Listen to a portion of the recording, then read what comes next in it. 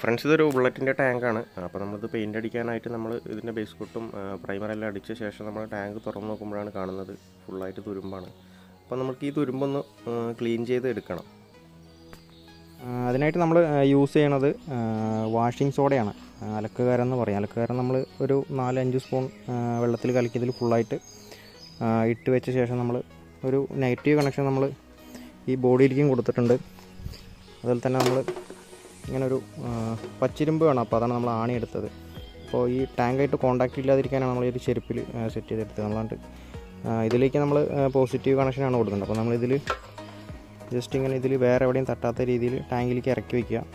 എന്നിട്ട് നമ്മുടെ 12 വോൾട്ട് ഒരു 5 ആമ്പിയറൊക്കെ മതിയാവും. നമ്മുടെ ബാറ്ററി കണക്ട് ചെയ്താലും മതി, ഇല്ലെങ്കിൽ നമ്മുടെ DC-യുടെ നമ്മുടെ കയ്യിൽ ഒരു അഡാപ്റ്റർ ഉണ്ടെങ്കിൽ അത് യൂസ് ചെയ്താലും മതി.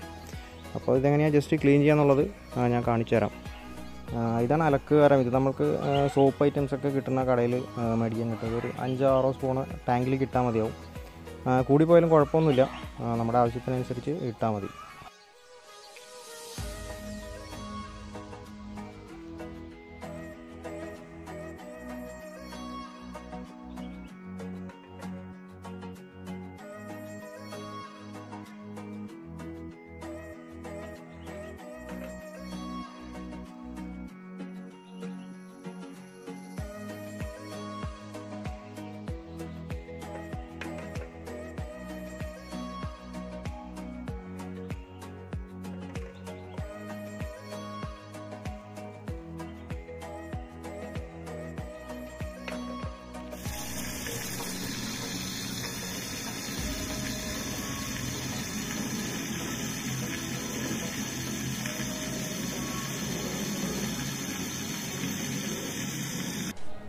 ഫ്രണ്ട്സ്, അപ്പോൾ നമ്മൾ ഫുള്ളായിട്ട് വെള്ളം നിറച്ചിട്ടുണ്ട്. ഫ്രണ്ട്സ്, ഇതൊരു 12 വോൾട്ട് അഡാപ്റ്ററാണ്. ഇതിൻ്റെ നെഗറ്റീവ് കണക്ഷൻ നമ്മൾ ഈ ഒരു കണക്ട് ചെയ്ത ഈ ടാങ്കിൻ്റെ ബോഡിയിലേക്കും പോസിറ്റീവ് നമ്മൾ ആ കാണിച്ച പച്ചിരുമ്പ് ആണിയിലേക്കാണ് കണക്ട് ചെയ്യേണ്ടത്. ഫ്രണ്ട്സ്, അപ്പോൾ നമ്മൾ പോസിറ്റീവ് നമ്മുടെ പച്ചിരുമ്പിലേക്കും നെഗറ്റീവ് നമ്മൾ ടാങ്കിൻ്റെ ബോഡിയിലേക്കും കണക്ട് ചെയ്തു. ഇനി ഇത് ബോഡിയിലേക്ക് കണക്ട് ആയിട്ടുണ്ടോ ജസ്റ്റ് ഒന്ന് സ്പാർക്ക് ചെയ്ത് നോക്കുക. സ്പാർക്കായിട്ട് അപ്പോൾ നേരെ ഇത് ഷോർട്ട് ആവാത്ത രീതിയിൽ വെള്ളത്തിലേക്ക് ഇറക്കി വയ്ക്കുക. അപ്പോൾ നമ്മുടെ കണക്ഷൻസൊക്കെ കഴിഞ്ഞിട്ടുണ്ട്. നമുക്കിതൊരു 7-8 മണിക്കൂറോളം നമുക്ക് ഈ ഒരു രീതിയിൽ തന്നെ അങ്ങനെ നിർത്താം. അത് തുരുമ്പിൻ്റെ അളവനുസരിച്ച് നമുക്ക് കൂടുതലാവാം.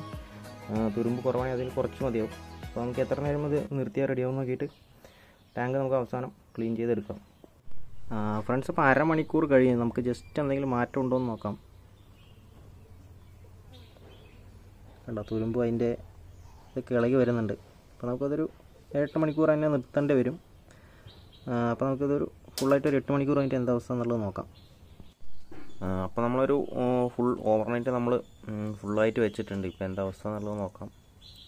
8 മണിക്കൂറല്ല, അതിൽ കൂടുതലായി. കണ്ടോ, തുരുമ്പുകളൊക്കെ ഏകദേശം എല്ലാം ക്ലീൻ ആയിട്ടുണ്ട്. ഇനിയിപ്പോൾ നല്ല വെള്ളത്തിൽ ക്ലീൻ ചെയ്തെടുക്കണം. അപ്പോൾ ക്ലീൻ ചെയ്ത ശേഷം ഞാനിതിൻ്റെ ഉൾഭാഗം ബാക്കി ഞാൻ കാണിച്ചു തരാം.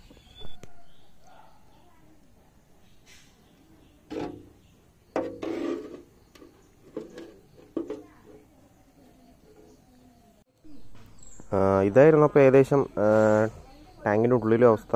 ഇപ്പോൾ നമ്മൾ ക്ലീൻ ചെയ്ത് കഴിഞ്ഞിട്ടുണ്ട്. ക്ലീൻ ചെയ്യുമെന്ന് പറഞ്ഞാൽ നമ്മൾ ആ ഒരു വാഷിംഗ് സോഡ ഉപയോഗിച്ച് വെച്ച ആ ഒരു വെള്ളം നമ്മൾ പുറത്തേക്ക് ഒഴിവാക്കി കളഞ്ഞിട്ടുണ്ട്. ഇനിയിപ്പോൾ നമുക്കത് ഉള്ളിൽ നല്ല മണലൊക്കെ ഇട്ട് ക്ലീൻ ചെയ്തെടുക്കണം. ഇപ്പോൾ ഉള്ളൊരവസ്ഥ ഞാൻ കാണിച്ചു തരാം.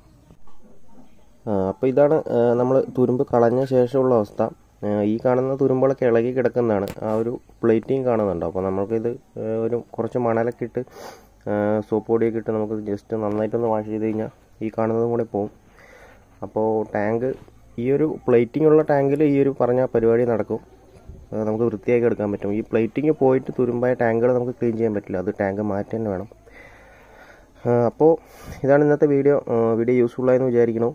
അപ്പോൾ ടാങ്ക് തുരുമ്പുണ്ടെന്ന് പറഞ്ഞ് ചാടിക്കയറി പോയി നമ്മൾ പുതിയ ടാങ്ക് എടുക്കേണ്ട ആവശ്യമില്ല. അപ്പോൾ ക്ലീൻ ചെയ്ത് നോക്കുക, ശേഷം ടാങ്ക് മാറ്റിയാൽ മതി.